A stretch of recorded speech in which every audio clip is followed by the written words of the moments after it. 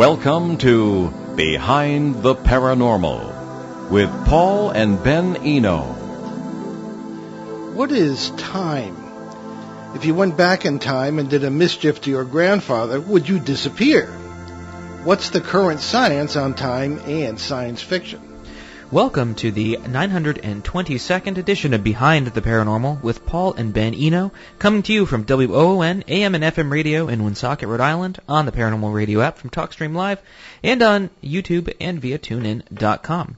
I'm Ben, and those cosmic questions came from my co-host, partner in Paranormal Adventures, and dad, Paul. And today, we bring you a familiar guest who had the time to join our show today. Yeah, I see what you did there, Ben. I know. Sometimes I have a good one. Sometimes.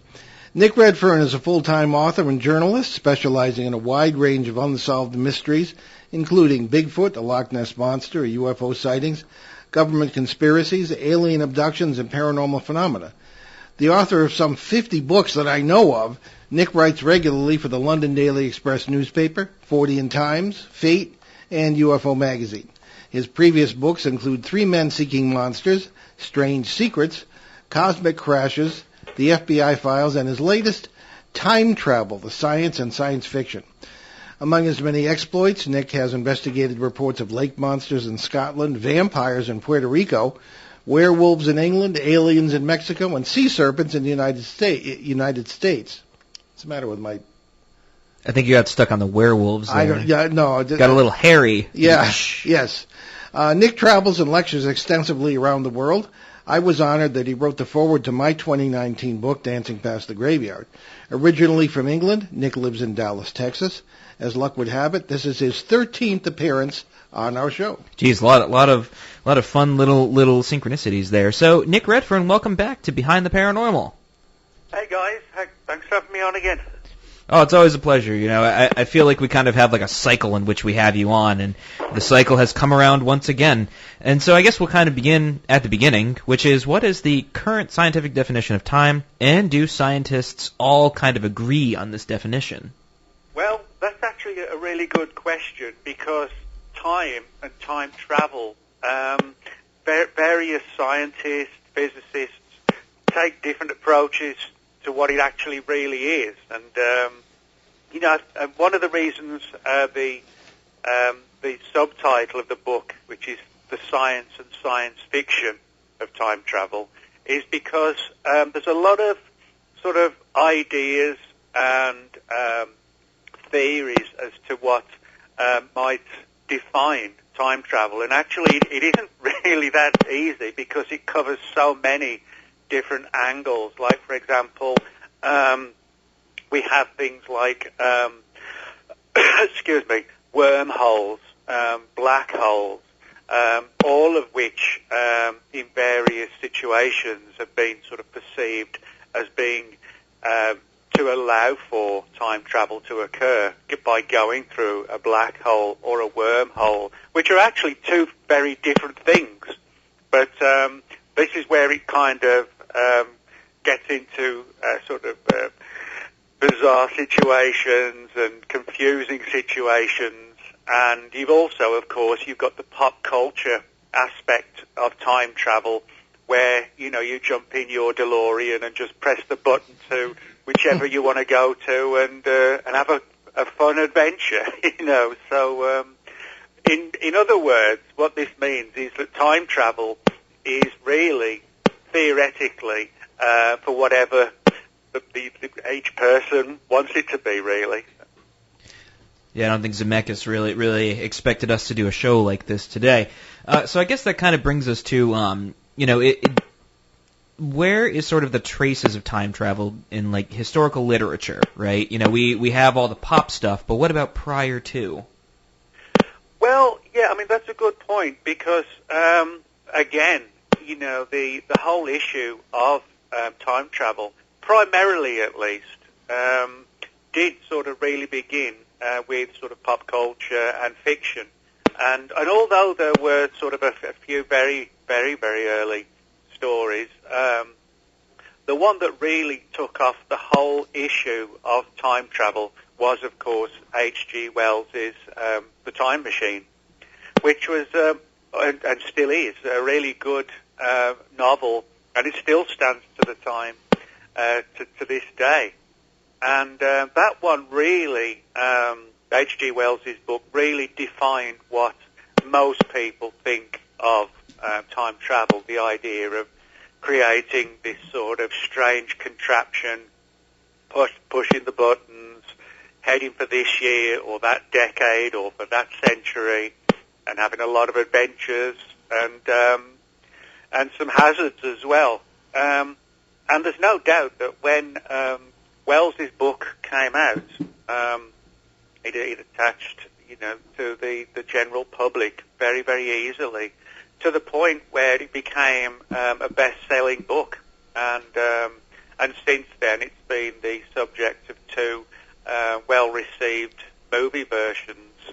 One in 1960, starring Rod Taylor as the traveller, and then one just about 20 years ago now, and both of them, as I said, were well received. And I think one of the reasons why is because the angle of time travel. It's one of these things that at some point or another in our lives, I think all of us at one point would have wished we could have gone back to see somebody again, or changed something, or why didn't I do this, or why did I do this? Could I just, only I could go back. I think anybody and everybody can kind of resonate with that. And so that's why I think, there's certain aspects of time travel that don't just revolve around technology.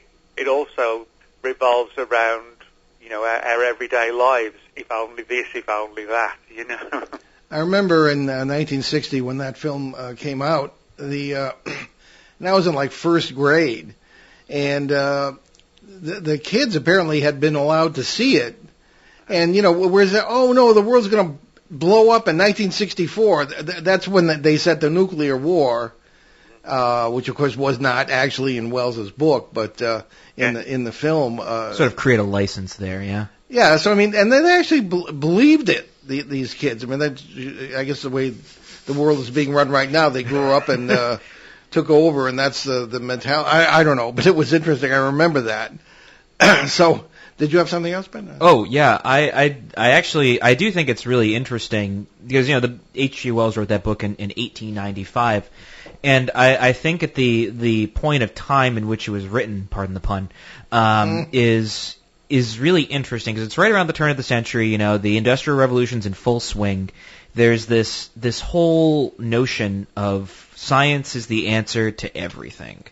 And it sort of became this sort of weird dualistic world in the West, especially in Europe and America, where you kind of had these dual existences people lived, where one was ruled by logic and reason, and then you had the spiritualist side, which was kind of the sort of break between the two, but both people kind of switched between these simultaneously.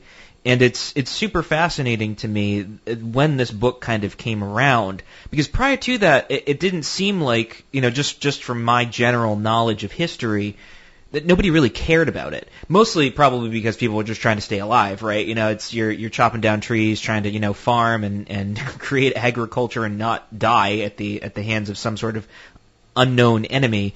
But it's fascinating that it's almost like Maslow's hierarchy of needs, right? Where you have your sort of base needs are met, and then you can kind of move forward and contemplate bigger ideas. But I also think it's fascinating because of this sort of hyper-rationalization of reality that you can kind of start to see, manifest in works of literature that sort of move through the decades, which arguably give rise to this idea of scientism versus science as sort of a medium. But all that being said, sort of this pop culture idea of time travel in this sort of medium through which we have some sort of control on not just the world around us, but on time itself. I think as a medium, technology allows us to have some sort of control of our reality. And would you agree that time travel would be the next step in controlling our reality? Well, I would say it's definitely one of the things that, people would be pushing for, scientists, to see where we could go with it. But in saying that, one of the things that I guess a lot of people don't necessarily think about is the various types of time travel. And that's one of the reasons why I wanted to write the book, because, most people really, nobody's, against them, but most people do kind of look at time travel from that perspective of entertainment and perceive, well, that's what the reality of it all would be as well.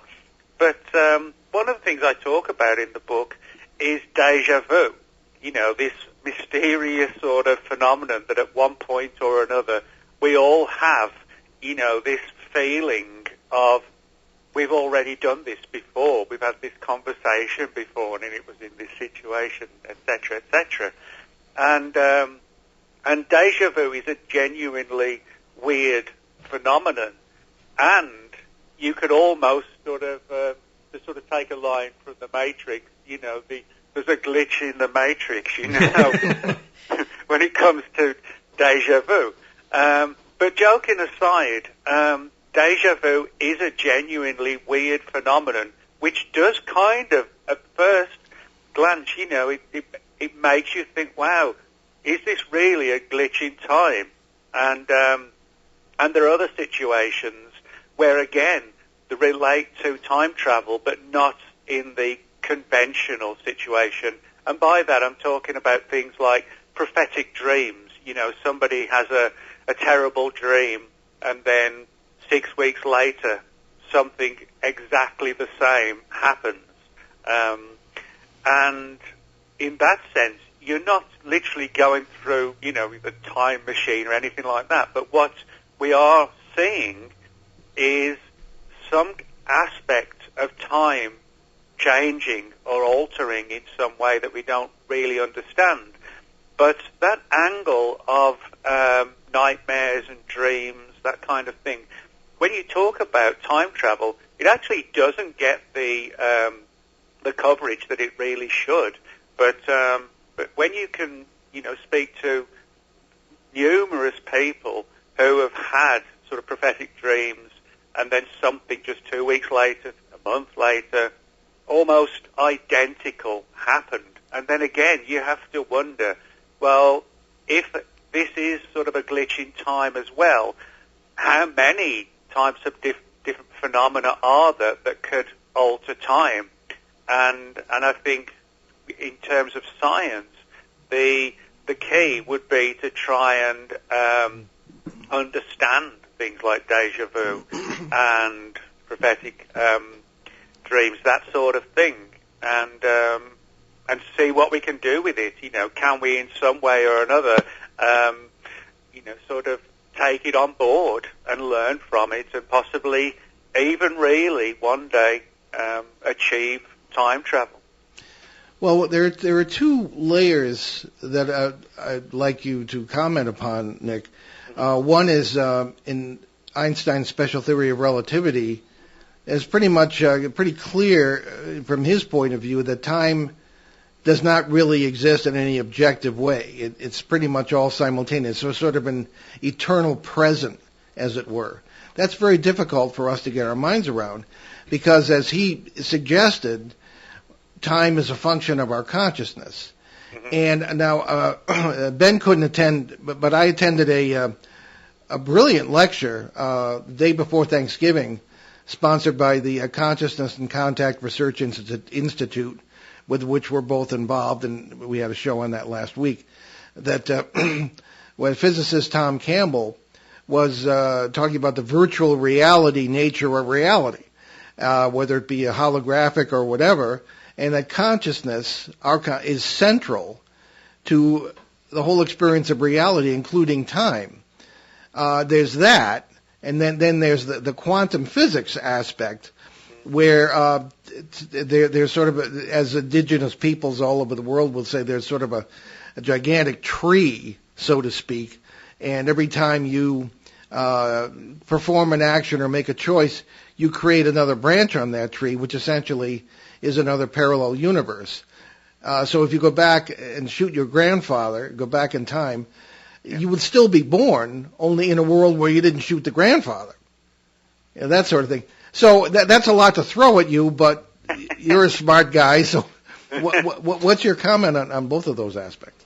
Well, I mean, certainly, with the grandfather angle, that is one of the issues that many anti-time travel people in the scientific world who just don't buy into it, that is one of the sort of key issues.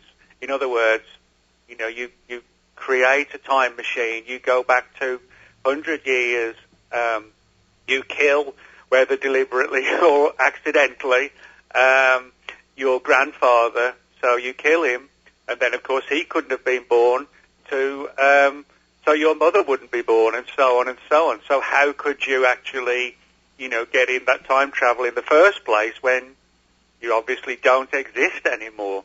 And the one, the most popular theory, as you brought up, is that gives us at least some degree of an answer to this, is the multiple universes, the parallel universes. So like you said, the idea of there being multiple versions of all of us, and possibly every, just tiny little thing that we do every day causes sort of a line down the pathway, of this reality and down this reality. Now that scenario very much is the one more than any other that gives us sort of a sense of, well, yes, this actually could work, but just the literal black and white angle of being able to go back and killing your grandfather and then come out of it, I don't think that works. I think the only angle that works would be that like the multiverse kind of situation. And as far as Einstein, a great guy, a brilliantly intelligent guy, but I think where, to some degree, he stumbled, and where so many people stumble in this field, is the fact that despite all the research, we have to admit that a great deal of it is pretty much theoretical. We're still looking at, Stephen Hawking admitted it himself, the idea of time travel and the consequences and things like this. But still, again, at the end of the day, it was, well, this is an idea, this is my concept, So we are, even now, sort of really trying to, get our grips on time travel. But I have to say, we are still in that kind of theoretical vein. Yeah. Well, a physicist told me recently that you don't move backward and forward in time, you would move sideways. So I guess we could put that in our pipes and smoke it. Let's get to we have a lot of questions from listeners here for Nick. This one is from the great Richard Eno in California, who was our cousin and occasional co-host and our Northern California show reporter and MUFON investigator. Indeed. Renaissance man. Ben, take it away. Renaissance Rick writes to us, is revisiting past memories a form of time travel? I asked this question because I have many times visited past memories while meditating, and have felt as if I was there. I could smell and taste the air that were present at the scene. I could feel the temperature, the wind, and even feel the mood. I don't practice this much anymore because I believe it will hold you back from being in the present and charting healthy course forwards. What do you fellas think? Oh, well, that's a really good question because it's very relevant as well. In the book, I've actually got several sections that sort of impact on that angle. In other words, like you said, you sort of, dreams, if you like, or of things that happened a long, long time ago, and it seems like you're actually part of it. Well, there's no reason, I don't think, as to why that may actually have been what really happened. It's sort of like the polar opposite version of like Deja Vu or prophetic dreams. You're either looking back or you look forward.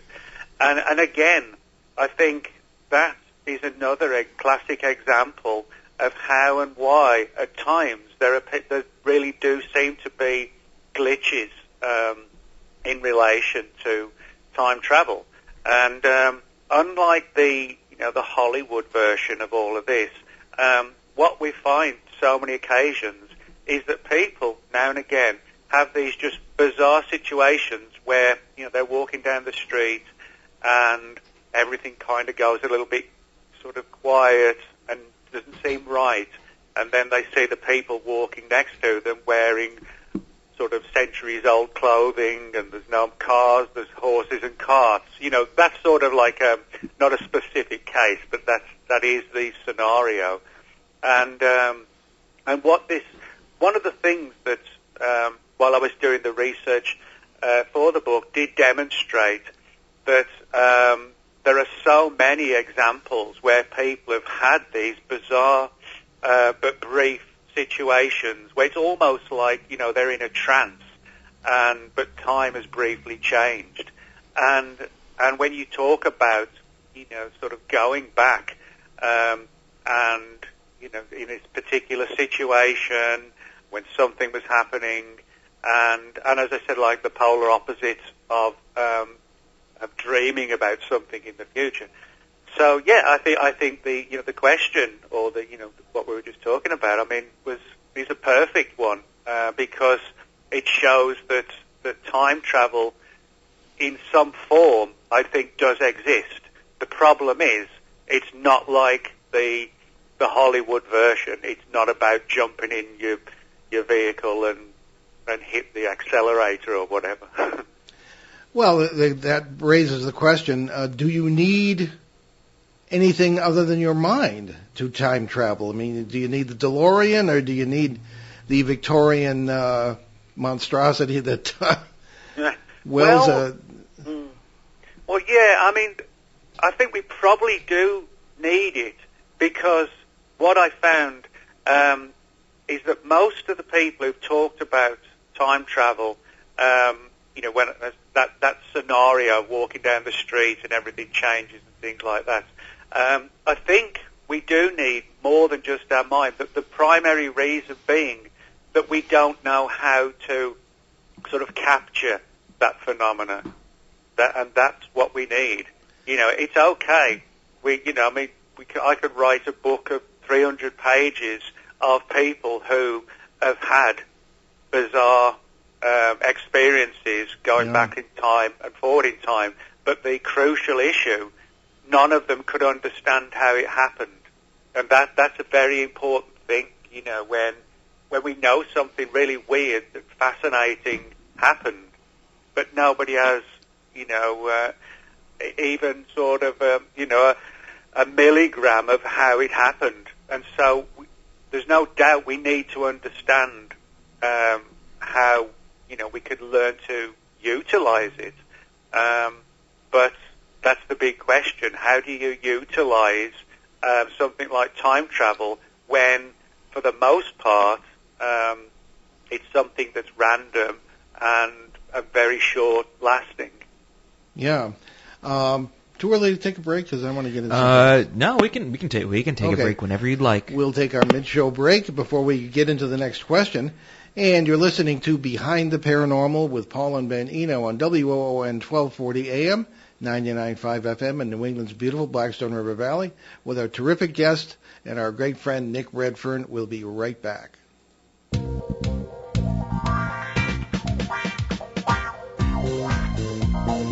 The night is alive. Join us and take a walk on the weird side when you tune in to The Kingdom of Nye, hosted by Heather Wade, the finest in late night talk. Listen live free weeknights starting at 9 p.m. Pacific Time at thekingdomofnye.com, talkstreamlive.com, and the Paranormal Radio app. Wanna take a ride? Local and live at 99.5 FM. And we're back behind the paranormal, WON, AM and FM, also on TalkStream Live and the Paranormal Radio app. Welcome to all our listeners for our second half of the show. Now, Nick, it is fascinating to see how you can sort of walk into these things with or without a machine. I don't know. I'm thinking of a case. I'd like to get your thoughts on a case from 1975 that I ran into in Vermont. And it happened to two people at once, two surveyors who were walking the bounds, as they say, of a plot of land. And they walked down a hill. And the U.S. Geological Survey maps ordinarily will have the major buildings marked on them. But there was a big house at the bottom of this hill that wasn't on the map. And it looked rather run down. It wasn't painted. There were no electrical wires. There were no vehicles in the yard, nothing of that kind. And they came down to the road, and they were going to ask the man where his property lines were, to his knowledge. And he came around with an axe over his shoulder. Didn't really seem to see them, the two surveyors. Couldn't really hear them. He kind of looked around like he perceived something, but then... And these fellows at this point, what they told me was there were still some pretty strange people in these hills, so we kind of, considered retreat the better part of valor here. And then the following week, they came down to finish the survey, and the house was gone. It had burned down in 1910. So what say you about that sort of thing? Have you run into multiple people having the same seemingly time slip experiences? Oh, yeah, there's no doubt that there's dozens and dozens of those kind of cases. And certainly the most famous one is known as the Moberly-Jourdain incident. It goes back to 1901 in Versailles, France, when two ladies were walking around Versailles, and kind of like the situation you just talked about. But in this case, I said in France, 1901, and things kind of started to change, and they realized that Versailles looked a little bit different, and the clothings of the people for that era were different. And to their amazement, they realized, or rather concluded, that they'd briefly been strolling around Versailles and had essentially gone from one time frame to another, but in exactly the same location. And that story, the Moberly-Jourdain, is fascinating, because although H.G. Wells, wrote The Time Machine as fiction, this particular case, the Versailles one, is one of the earliest stories taken seriously by a lot of people, suggesting that yes, this really was an example of some kind of time glitch, if you like, is probably the best way to explain it, because nobody, was out there trying to figure out what time travel really was, or still is. But what the book that the two ladies wrote is a fascinating one, because it tells the whole story, albeit from the sign of fact rather than fiction, and so it's an important part of the history of time travel. Yeah. But that one you just talked about, and the Versailles story, and so many other, all fall into that particular category of briefly finding yourself plunged into either the future or into the past, and then maybe 10 minutes later, everything comes back to normal. Yeah. Well, along those lines of time slips, we have a question from Peter Shelley, who was one of our co-hosts from Bogota, Colombia. And maybe you could think up some more time slips that you talked about in your book, Nick, because that's his question. Indeed, and we'll get right into the first question, which is, what examples of time slips do you talk about in your book? Oh, well, there's, excuse me, one of the most fascinating stories that I've looked into is one that I heard a long time ago when I lived back in England, and it's one of these stories where, again, it's almost identical and revolves around a UK battle called the Battle of Hopton Heath. Hopton Heath. And Hopton Heath was an area, and still is an area, of central England. And there was a famous battle back in the Middle Ages, and literally hundreds of personnel, troops, fighters, were basically sort of all killed. And the story of Hopton Heath it's a real story. It was this civil war, as I said, this civil war story of this sort of face-to-face, with one side on the other, classic scenario. Now, back in the early 2000s, I interviewed a guy named John Davis, and he's a house painter, and he told me, because I actually wrote a few articles about time travel sort of 10, 15, 20 years ago, and that's how John Davis got in touch with me. And he said that he had a really weird experience when he was driving home one day, and he suddenly felt himself in kind of like a vacuum, and he looked to the right of the field, and he could see what looked like hundreds and hundreds of soldiers in sort of 16th century uniforms, and having this sort of face-to-face battle. And he also, obviously, because he knew the area, he realized it actually was at the site of the battle itself. And he had the sort of presence of mind later to look around and see if there were any sort of these recreation kind of things, where you can go and see the, sort of modern day entertainment, that kind of thing. And there was nothing going on. And he was absolutely sure that he saw a sort of a picture in his mind of the Battle of Hopton Heath, but which became into like a reality. He could actually see the battle going ahead. Yeah. There's another question from Peter, I think. There is. And the question is, what conditions or elements do you think could cause time slips? Well, that is a good question, because there's one aspect of this that we don't really get to hear too much of, and that's in relation to the weather, of all things.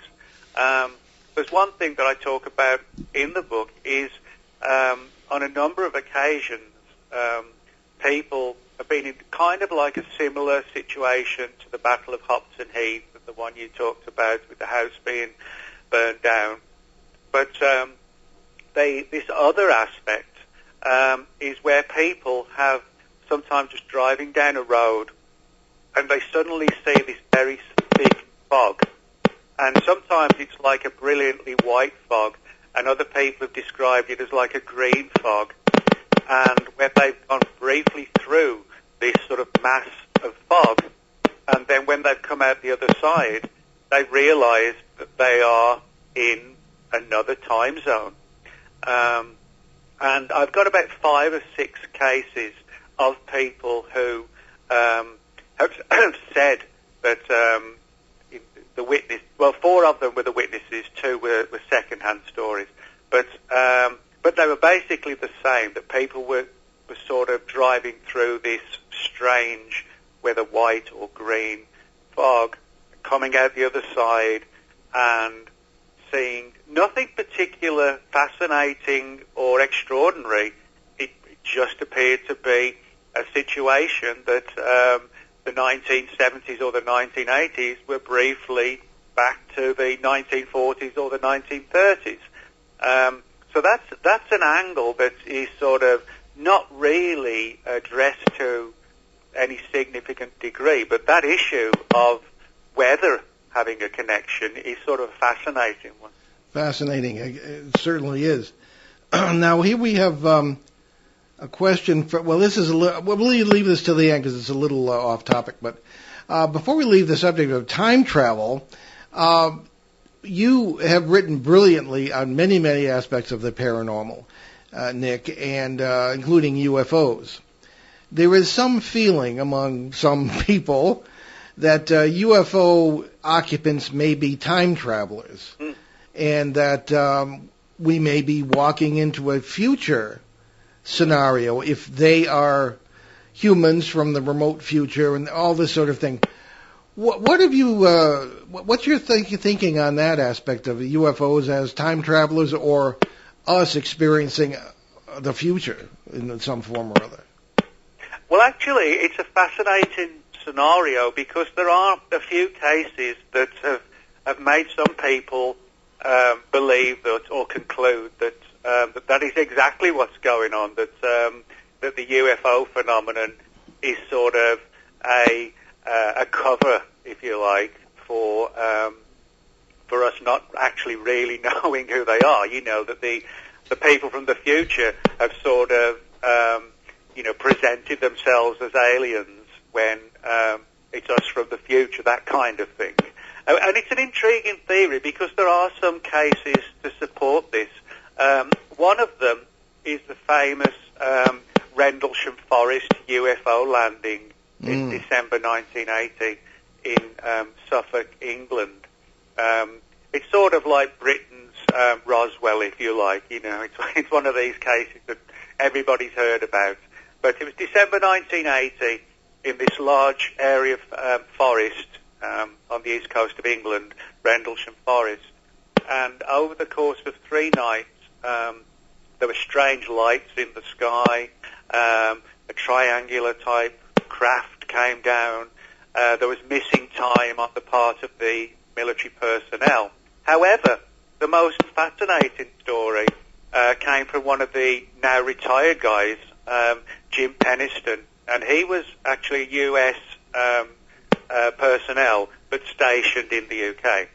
And he said that during these close encounters in the woods, that he was essentially, his mind, if you like, was downloaded with all of this data. And part of the data was that, that yes, the UFO angle, if you like, was a cover-up for the fact that, that we're really talking about time travelers. And Peniston was told that that the future is bleak and, we're on the verge of sort of, I wouldn't say destruction, but the future was sort of very, very bad, for the people of, say, the 23rd or the 24th century. So they come back and try and fix things in the 21st century or the 20th century and put it right, hopefully for people in the 22nd or the 23rd century or even further on. And Peniston, he's a very credible person, and this is a classic example. And there's another one, just briefly, is the story of Philip Corso. Philip Corso in 1997 wrote a book called The Day After Roswell, and he was a U.S. military officer, and he wrote this book, The Day After Roswell, in 1997, claiming that he knew the truth about Roswell. And he said that basically it was a time machine and that the aliens that were aboard were not actually aliens per se, but they were sort of biological robots created by the human time travelers in the future. Yeah. Ben has been writing furiously. Well, coincidentally, your question actually leads perfectly into mine, which is there's sort of this dichotomy, right? So there's the experience of a lot of people just sort of having, traveling through time by accident, right? Yeah. But then there's this other need where we need a machine to be able to do this. Right, so you have your time machine sort of lore, and then you have UFOs sort of traveling through time. But it seems as if a lot of the sort of anecdotal evidence, we'll call it that, is sort of these realities experienced by people where there's no need for technology just sort of happened, right? They just sort of wander into a town and they're like, oh, geez, I went back in time 5 decades. So what is the relationship between technology and the experience? Well, that's a good point, because in some respects you could make a case that there really isn't a connection, that angle of time travel, like I said, getting in the DeLorean and heading to 1955 and meeting your mom and all that business, that's the entertainment angle, and possibly that could also be, the factual angle if we know how to harness it properly. However, in saying that, I have to say, most of the cases that I've picked up on have that scenario doesn't even come into play even remotely. What it does come in relation to are all these random, just out of the blue events, which maybe last for 5 minutes, 10 minutes, 20 minutes, and then it's gone. And there's no technology, there's no science, there's no, clunky machine, with making these weird noises like Doctor Who's TARDIS or whatever. There's nothing like that. And this is one of the things that makes me conclude that there is such a thing as time travel, but it's not the time travel that most of us are sort of, related to in terms of movies and even theoretical scientists, But if you think about it, or if you actually look online and in the books and etc., what we find is that there's a lot about black holes, wormholes, things like this. However, nobody, for the most part, is talking about constructing time machines. And you actually don't hear very much about that at all. People talking about the sciences behind it, but creating an actual time machine, I think, is still a long way from us. However, this other random aspect of the phenomenon, that I think, it's ironic that the answers might come not through science. It may come just from possibly harnessing in some way, these sort of random brief events. Yeah. Well, let's take some time right now to talk about your book, Time Travel, The Science and Science Fiction, your other books, your website, where people can get them and where they can find out more about you, Nick. Well, you can get it on Amazon, and you can also get it off the shelves in Barnes & Noble. And it covers just about, I hope, every aspect of time travel, the randomness, the Hollywood equivalents. Are aliens really time travelers, or vice versa? And that's what makes for me at least, the whole issue of time travel fascinating, is the fact that it's not just one thing. I mean, I also talk in the book, if you're looking at things like, you've seen your absolute double walking down the street, that kind of thing, Yeah. And I think we've all done that at some point. That person looks just like me. And I have picked up on one story where a guy said he was being followed by somebody who looked just like him, and came to the reality that it was actually himself coming back to see himself. And so you've got that kind of bizarre situation. Maybe when you see somebody and it's their double, maybe there was some sort of glitch there. Who knows? But that kind of angle as well. But there are so many things like that. There's one section in the book where back in 2017, literally dozens of people were having sort of terrifying prophetic dreams of nuclear war, and I wrote a few articles on this, and I got literally about 40 or 50 people who were extremely sort of disturbed by these dreams they were having, and it was all about revolving around North Korea and so on. Yeah. Now, of course, we're talking now, so it didn't happen, but what the fact is that so many people in 2017 were having these prophetic nuclear war dreams, and basically what it came down to, or some of the people thought, was that they were actually having a prophetic dream of nuclear war. However, it was it was going along in one of these other realms, or one of these other multiverses, and some of the people in the sleep state may have been able to pick up on what was going on in another alternative Earth, if you like. But that was a really creepy story, that one. Yeah, definitely. Well, in a way, that kind of leads into another question, which is not about time travel as such, but it's from Phil, one of our show reporters in the middle of the Litchfield, Connecticut Triangle. Then, if you would. Sure thing. So Phil writes to us, can you discuss the Men in Black and other entities that terrorize experiencers into silence? Who or what are they, and for whom do they work? The Men in Black? Yeah. Yes, you've written brilliantly on that. We've done whole shows on it. Yeah. Well, I mean, when we talk about the Men in Black, most people think of Will Smith and Tommy Lee Jones, the Hollywood version.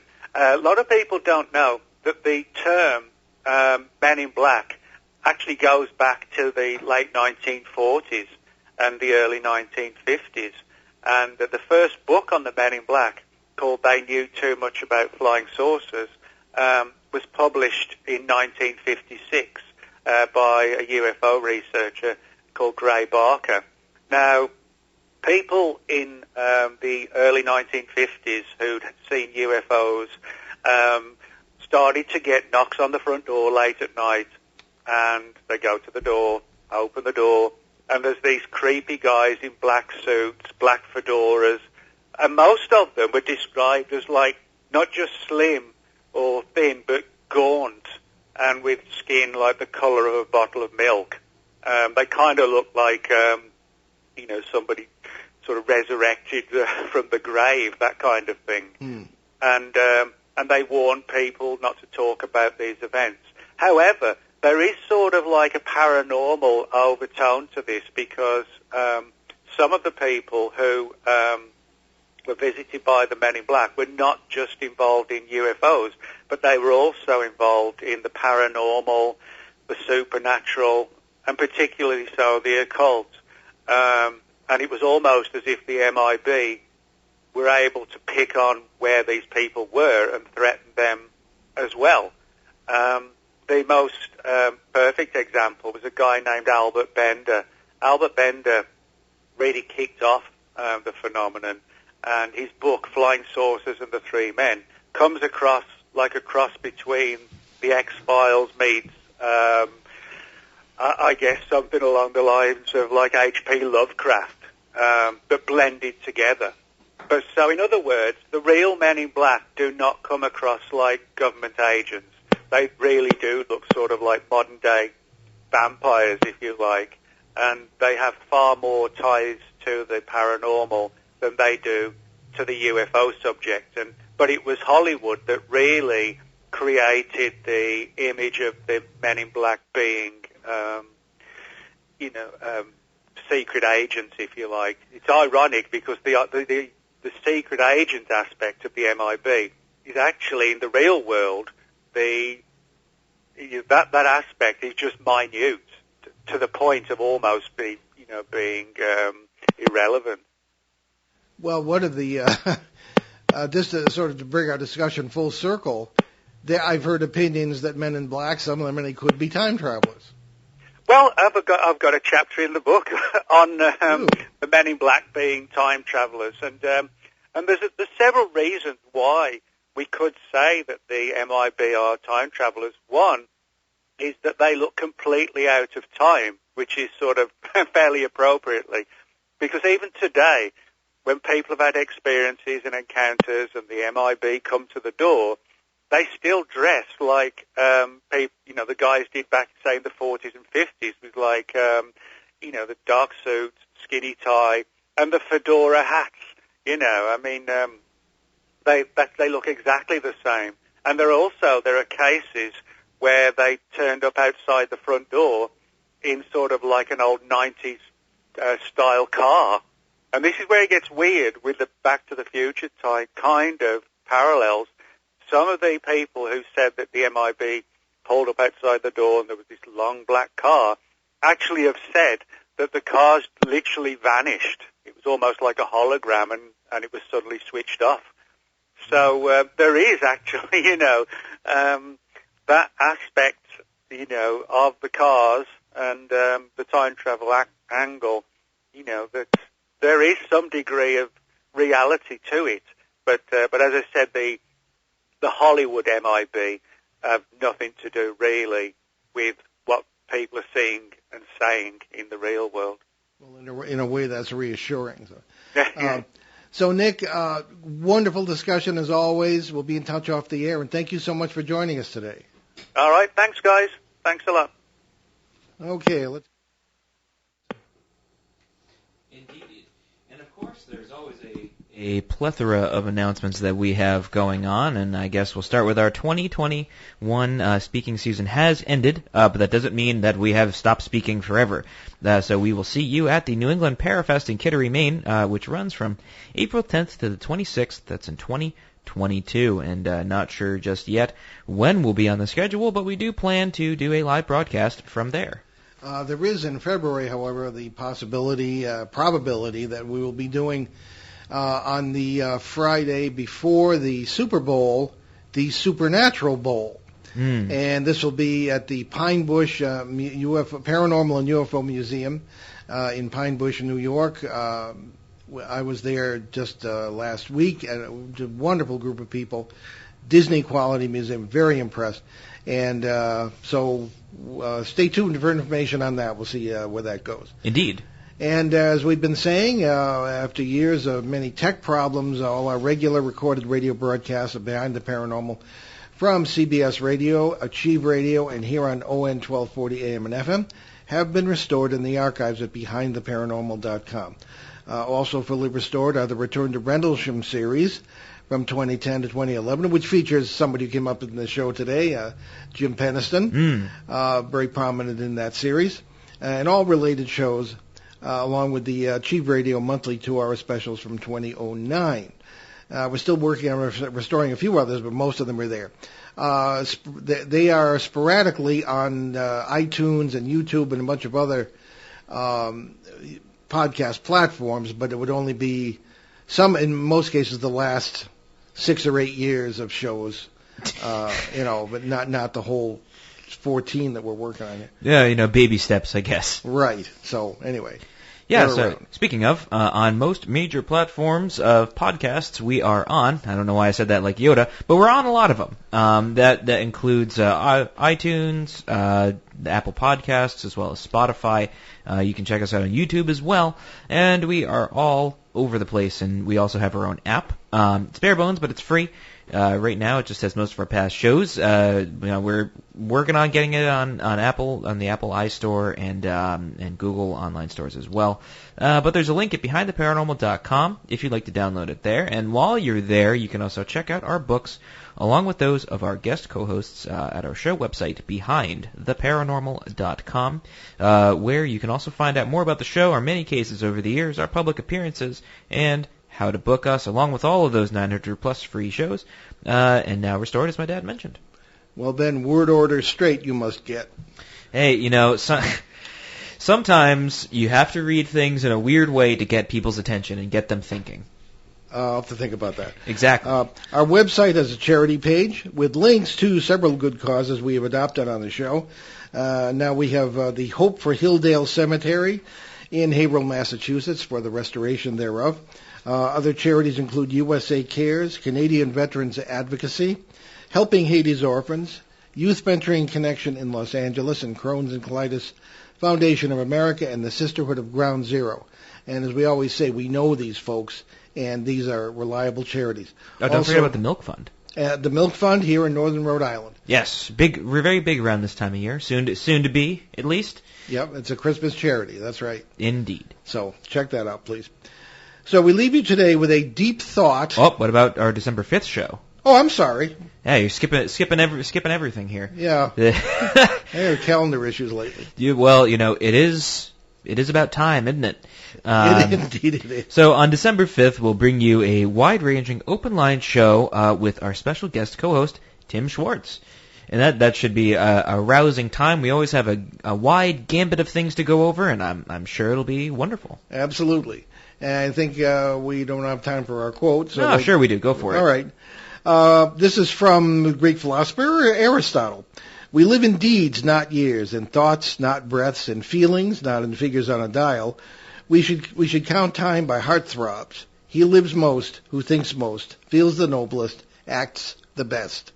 I'm Paul Eno. And I'm Ben Eno, and thanks for joining us on our great cosmic journey, and we shall see you next time on Behind the Paranormal. Return to this radio frequency 167 hours from now for another edition of Behind the Paranormal with Paul and Ben Eno.